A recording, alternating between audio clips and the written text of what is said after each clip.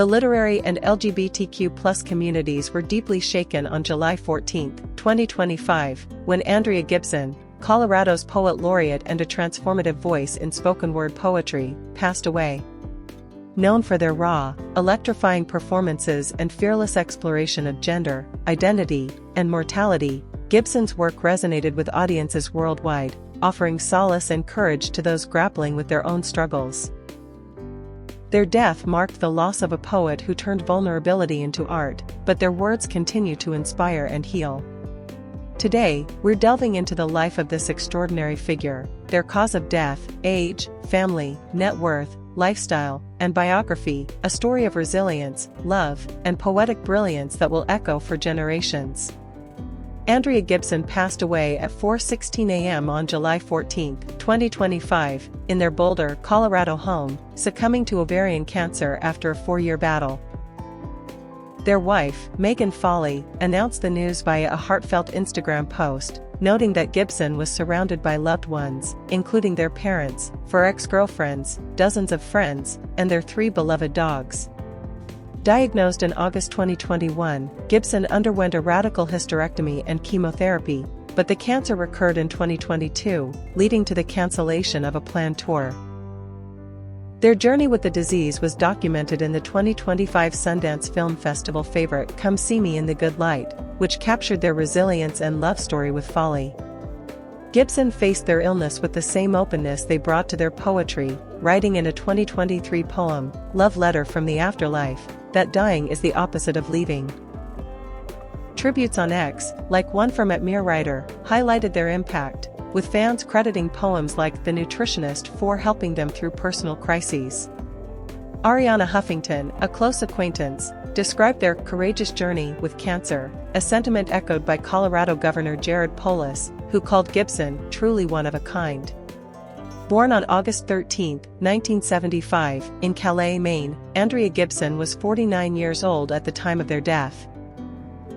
Their 49 years were a vibrant tapestry of art and activism, spanning a transformative period in American culture.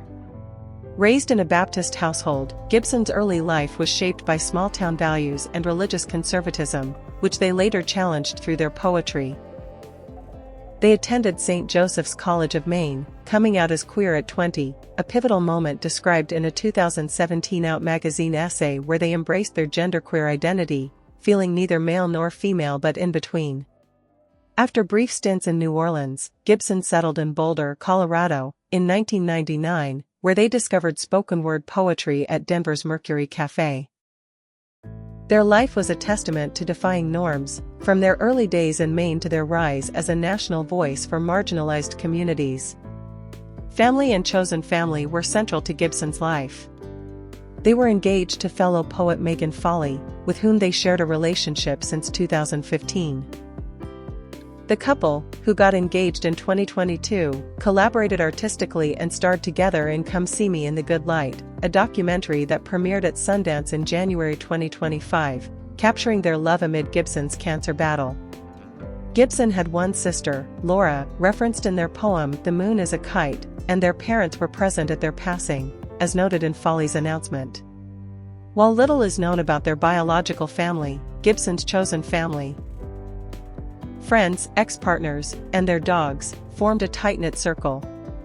Comedian Tig Notaro, a friend of 25 years, described their final days as painful but beautiful, highlighting the love that surrounded them. Gibson's poetry often celebrated this chosen family, with fans like Linda Williams-Stay, whose transgender son credited Gibson's work with saving his life, noting their ability to foster connection. Exact figures for Andrea Gibson's net worth are unavailable, but their career suggests a modest yet impactful financial footprint. Reports estimate Gibson earned $10,000 to $20,000 per speaking engagement, reflecting their status as a sought-after performer. Their income came from poetry collections like You Better Be Lightning, Lord of the Butterflies, and pole dancing to gospel hymns, as well as 7 spoken-word albums, including Hey Galaxy and Truce. They also co-founded Stay Here With Me, an online community promoting art and suicide prevention, which likely generated additional revenue. As Colorado's Poet Laureate from 2023 to 2025, appointed by Governor Jared Polis, Gibson received stipends for public readings and workshops. Their 2024 Academy of American Poets Fellowship to develop a Colorado Poet Laureate anthology further bolstered their earnings. A conservative estimate places their net worth between $1 and $3 million, though their cultural impact, evident in tributes from authors like Cheryl Strayed and Elizabeth Gilbert, far outweighed their financial wealth. Gibson's lifestyle was a blend of artistic intensity and quiet reflection. Living in Boulder, Colorado, they embraced the state's vibrant literary scene, performing at venues like the Paramount Theater and teaching workshops in schools and correctional facilities. Their home, shared with Folly and their dogs, was a sanctuary where they wrote and connected with fans online as Andrea Gibson. Despite their cancer diagnosis, Gibson rejected a bucket list mentality, telling Ms. Magazine in 2024 that they found joy in presence, not chasing experiences. They lived simply, turning down corporate sponsorships to maintain artistic independence. Their activism, including a decade with Vox Feminista, a radical feminist performance group, and performances at Take Back the Night events, reflected a life devoted to social justice.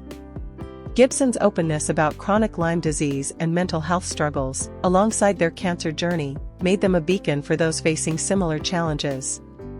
Andrea Gibson's biography is a story of courage and transformation. Born in 1975 in Calais, Maine, they grew up in a conservative Baptist home, grappling with questions of identity. After studying creative writing at St. Joseph's College, they moved to New Orleans before settling in Boulder in 1999.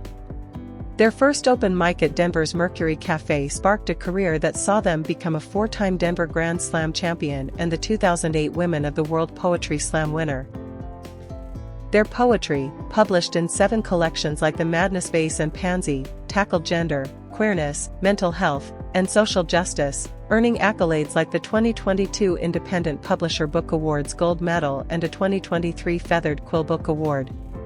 Named Colorado's 10th Poet Laureate in 2023, Gibson used their platform to advocate for arts education and marginalized voices.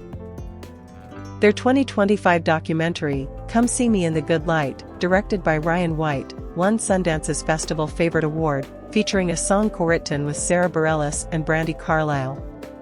Influenced by poets like Sonia Renee Taylor and Mary Oliver, Gibson's work was both tender and defiant, resonating with audiences at Button Poetry and beyond. Gibson's impact was profound. Their poem, The Nutritionist, became a viral touchstone for queer and mental health communities, while performances left audiences, like Oklahoma Fan Deck, feeling like family. Fans on X called them a fierce and tender poet, and Governor Polis praised their ability to connect diverse poetry lovers.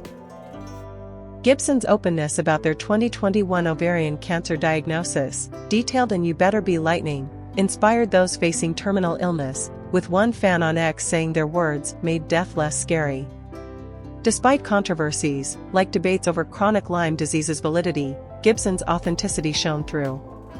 Their final words, I fucking loved my life, captured a life lived fully. As we honor Andrea Gibson, their poetry remains a portal to courage and love. Share your favorite Gibson poem in the comments, and let's keep their spirit alive. Thank you for joining me in celebrating this luminous voice.